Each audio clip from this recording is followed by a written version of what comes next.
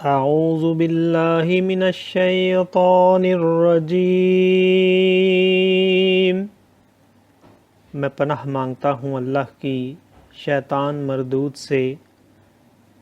بسم اللہ الرحمن الرحیم،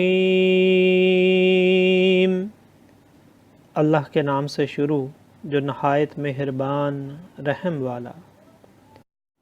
للرجال نصیب مما ترک الوالدان والاقربون وللنساء نصیب مما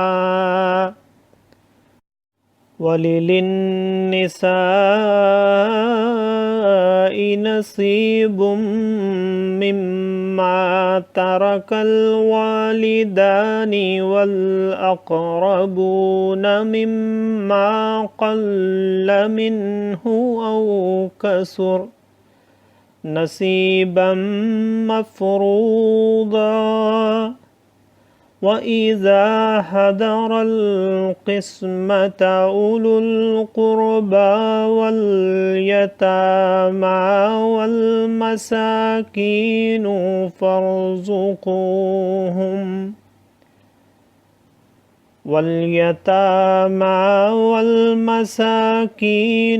فارزقوهم منه وقولوا لهم قولا معروفا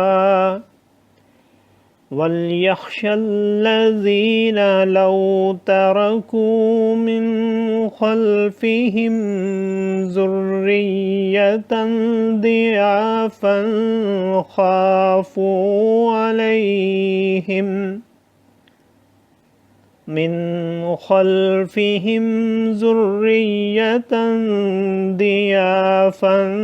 خافوا عليهم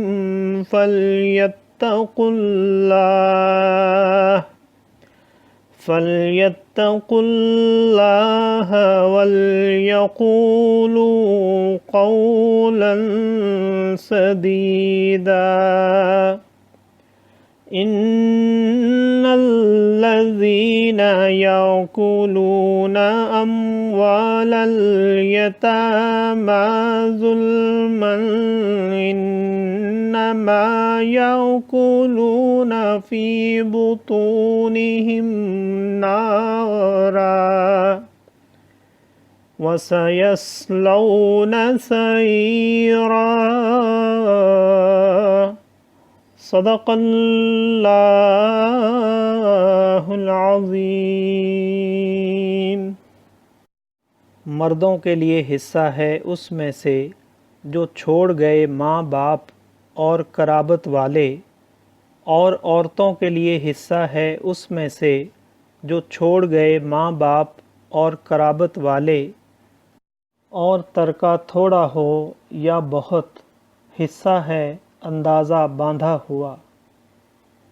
پھر بانٹتے وقت اگر رشتہ دار اور یتیم اور مسکین آ جائیں تو اس میں سے انہیں بھی کچھ دو، اور ان سے اچھی بات کہو، اور ڈریں وہ لوگ اگر اپنے بعد ناتواں اولاد چھوڑتے تو ان کا کیسا انہیں خطرہ ہوتا۔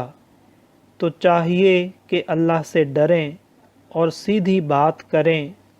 وہ جو یتیموں کا مال ناحق کھاتے ہیں وہ تو اپنے پیٹ میں نری آگ بھرتے ہیں، اور کوئی دم جاتا ہے کہ بھڑکتے دھڑے یعنی آتش کدے میں جائیں گے۔ صدق اللہ العظیم۔